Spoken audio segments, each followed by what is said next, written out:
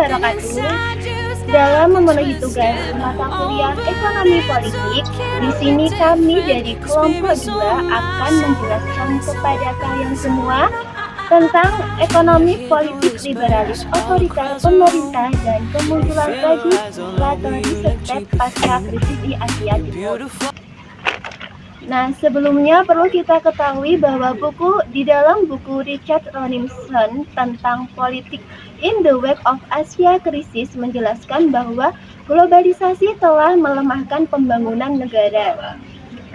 Kajian ini akan mengeksploitasi salah satu isu utama pada volume ini, yakni perubahan yang diakibatkan oleh meluasnya pasar global yang berdampak pada ekonomi di kawasan Asia Timur. Nah, untuk lebih jelasnya akan disampaikan oleh rekan kami. Langsung saja, ini dia penjelasannya. Jadi, kemunculan tata global liberal yang otoriter ada 3 poin. Yang pertama adalah landasan normatif. Pembahasan ini bahwa struktur pasca perang menyediakan lingkungan yang mengizinkan tumbuhnya negara berkembang. Tujuan dari kemunculannya adalah untuk menyelamatkan dan menjaga stabilitas dasar unsur otoritas liberal, yaitu dengan hadirnya negara dualistis atau gabungan antara negara dan ekonomi pasar liberal. Poin kedua adalah bank sentral. Bank sentral membutuhkan perlindungan intervensi politik untuk dibutuhkan di legislatif.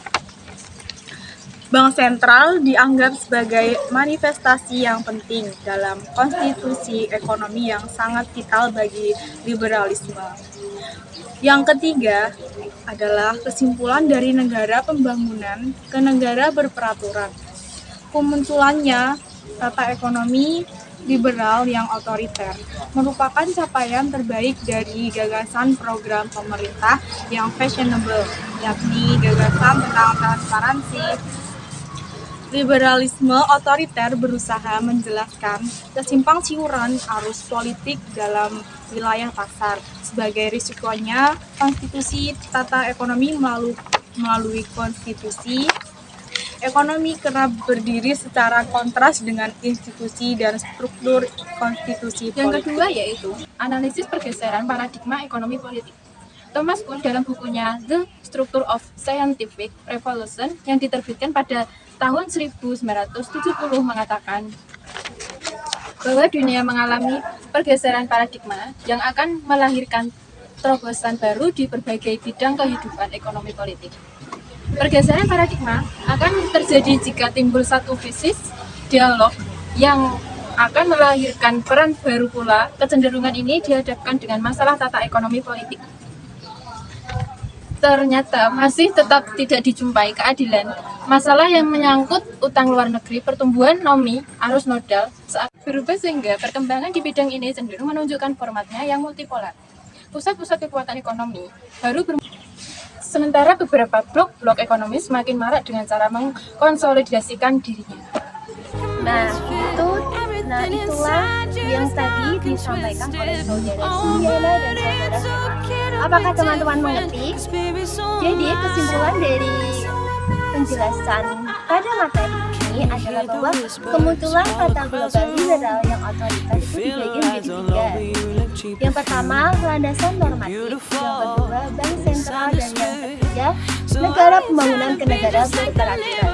Nah, jadi di poin ini kita menelusuri sejumlah yang penting antara development state dan new regulatory state. Pada kasus ini, tujuan asosiasi perusahaan adalah organisasi, aturan ekonomi, dan keamanan. Juga dijelaskan oleh saudara Sela, analisis pergeseran paradigma ekonomi politik. Pada konteks ini, Cina telah mengambil langkah strategis untuk memenangi persaingan dengan menjajaki akuisisi terhadap sejumlah perusahaan di Eropa.